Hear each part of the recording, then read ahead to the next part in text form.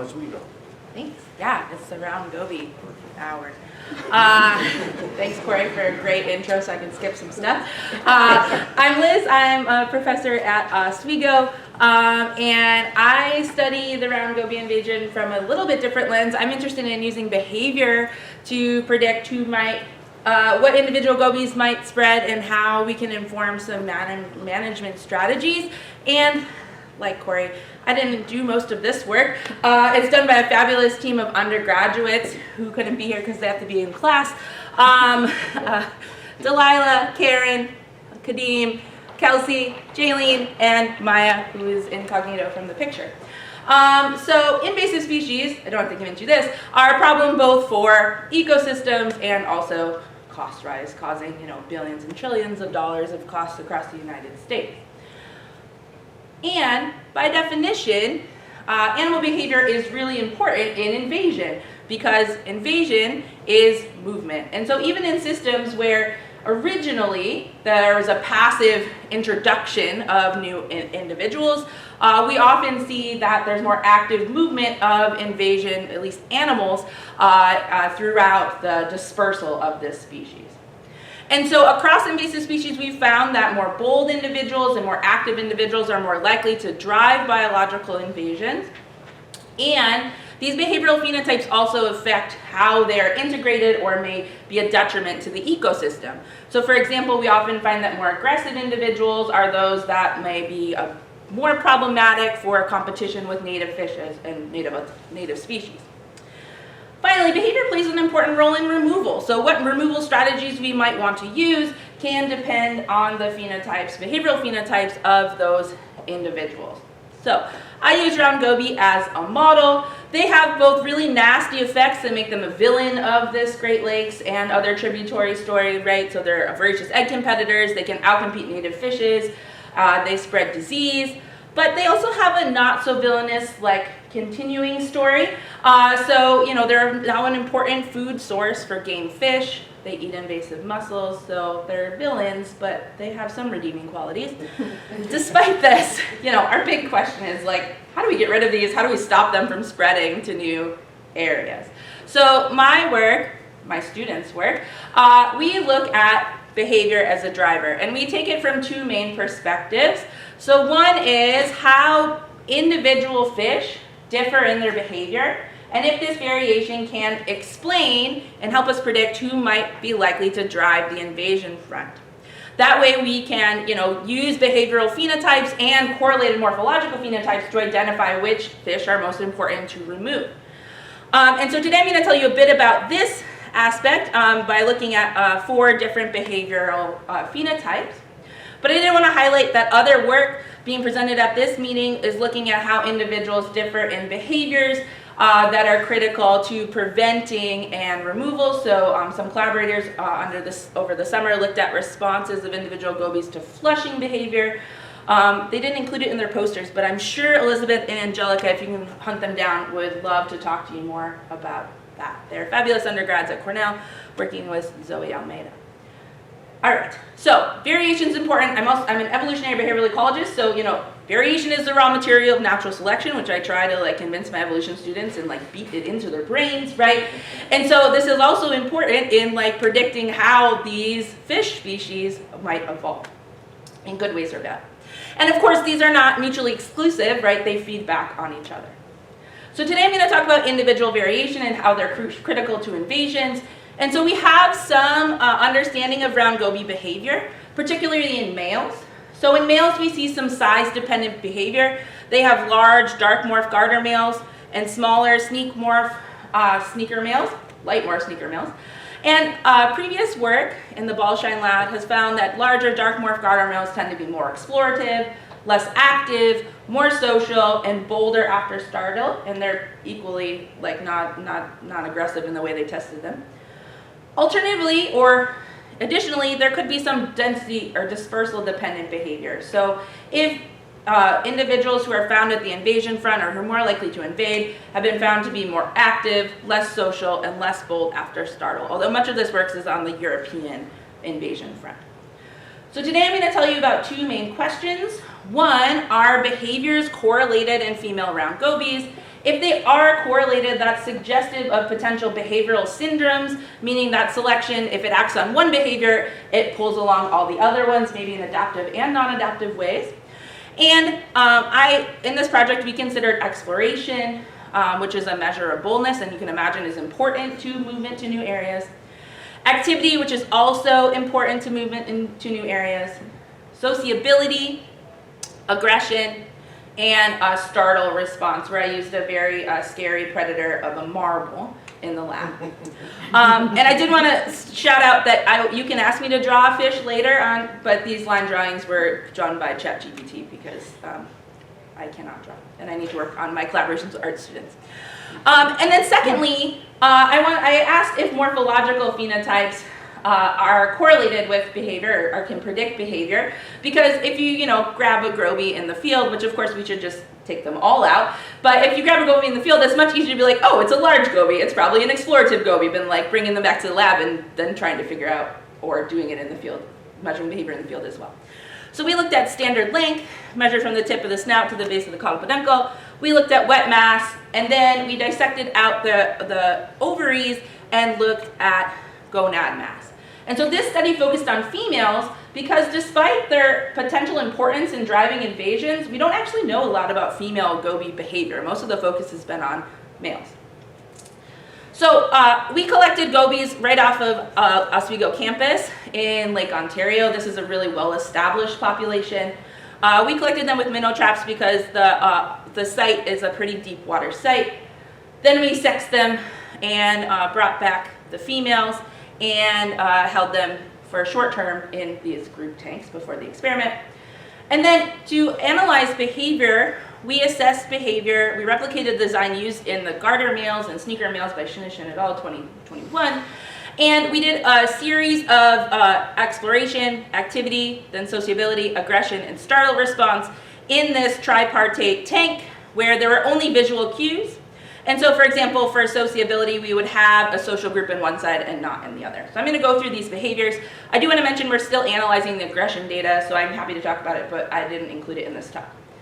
All right, so to start the trials for exploration, we would put a goby, there we go, moving, into this tube that replicated like a shelter, and then we would allow them to acclimate in that tube for an hour. We remotely, via fishing line, pulled out the exit barriers to the tube, and we measured how long it took them to fully exit the shelter. And this is 2 times speed, so if you've ever done behavior analyses, it's super boring and amazingly fun to watch.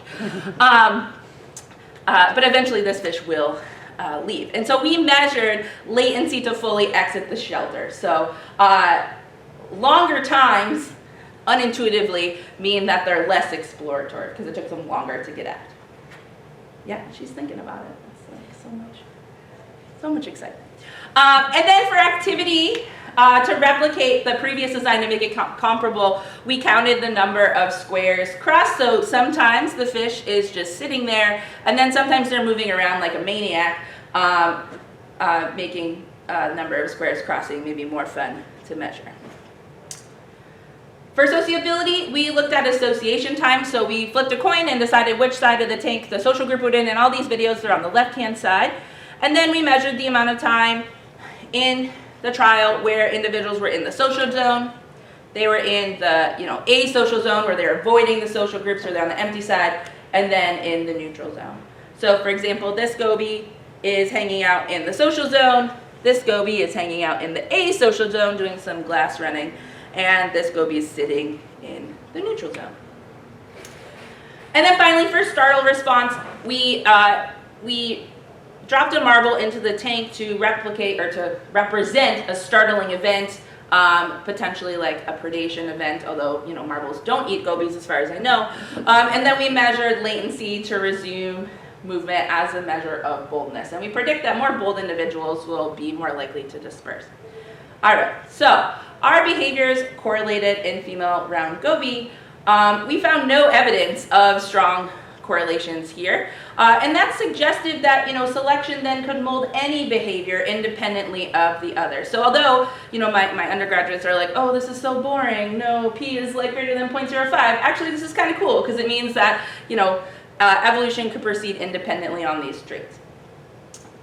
So secondly, to ask if morphological phenotypes of round gobies predict behavior, we had two classes of hypotheses. If there are no sex differences in size in females act similarly to how size affects behavior in males, we predicted that larger females would be more explorative, less active, more social, and bolder after startle. If instead these behaviors are a strong predictor of who are going to be at the invasion front and who's better at dispersal, then we predict that larger females who might be driving invasions would be more explorative, more active, less social, and potentially less bold after startle. There's some newer research that suggests that invasion front gobies were less bold, which is kind of interesting. Of course, these are not mutually exclusive. They're just kind of guiding our initial thought processes. Okay. So for exploration, for all of these figures, I'm going to show you the behavior on the Y and the morphological measurement on the X. And we ran linear models where we tested for both linear and quadratic relationships, some nonlinear relationships. And so for exploratory behavior, we actually see that intermediate females are the least exploratory. They take the longest to leave the shelter, suggesting that small and large females might be more important in driving invasion. There's no effects of mass, and we did see a similar trend where females of intermediate gonad size were less explorative as well. So I think this is really cool because there's interesting effects where the intermediate females are doing something different than the large and small fish. So intermediate sized females with intermediate gonad investment were the least explorative. We also found an effect on activity. So it turns out that the heavier females, maybe counterintuitive to me, were the least active. So females in the best condition weren't really moving around as much in the tank. That could be like if you're smaller, you're more like looking for food, but that's a completely hand-wavy explanation there. And no effects of gonad size or standard length.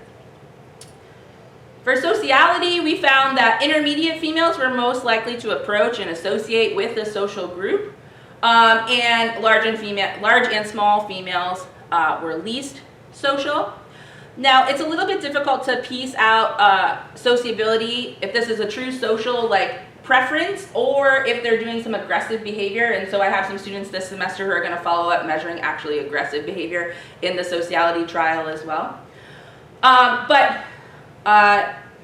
Interestingly, mass, but not as strongly standard length, is what's playing a role here as well.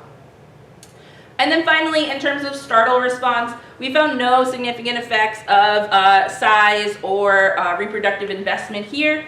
Although interestingly, where for exploration, we found that the intermediate females were least bold. For exploration measured as a startle recovery, intermediate females were the most bold. So that suggests that the cue is really important and the environmental context is really important. So stay tuned, we have some more analyses to do here. Okay, so if we go back to the two hypotheses I had, thinking about if the females are acting similarly to males, or maybe also similar to males but more predictive of dispersal ability, we saw that larger females tended to be more exploratory. They also tended to be less active and more social, but because these were nonlinear relationships, so were small females as well. So they're not really behaving in the same differentiation way as large versus small males, right? Garter versus sneaker males. But instead it seems that these nonlinear body size relationships are really important and something could be really cool to follow up on. So we found no strong correlations between behaviors, which is again suggested that evolution and selection could shape each behavior independently. And so understanding how that might work and how that might be correlated to these morphological phenotypes, if there's any linkages between those, could be really interesting. Then we found that the large and small females acted more similarly to each other than intermediate females. These tended to be the most explorative and social. So understanding how these might relate to dispersal is a really important next step. Smaller females were also most active, and activity is often highly correlated with willingness to move, probably not surprisingly. And so small females might also be really important in driving friends. And then intermediate females were just doing something different. And I also want to say that like every behavior was predicted by a different suite of traits, so measuring just one morphological phenotype is probably not enough to identify, the behaviors in particular females. Okay, so in the future, one, I think, really big missing piece of this story is age, right? And so we're planning on extracting the otoliths and measuring age effects on these behaviors to determine, if they're older, more experienced gobies might be doing something different than younger females. We also plan this summer to examine how these behaviors in females relate to dispersal more directly.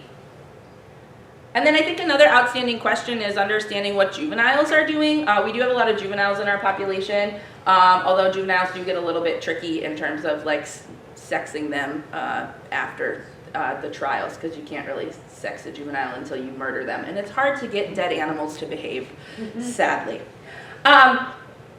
So with that, I'd like to thank some other undergraduates who are also involved with field collections and feeding the fish, because it turns out for behavior you also have to keep the fish alive and fed.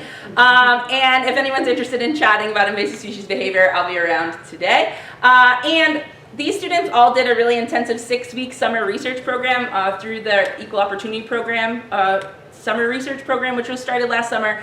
And so I'd like to thank them for the funding. And I'm happy to take questions.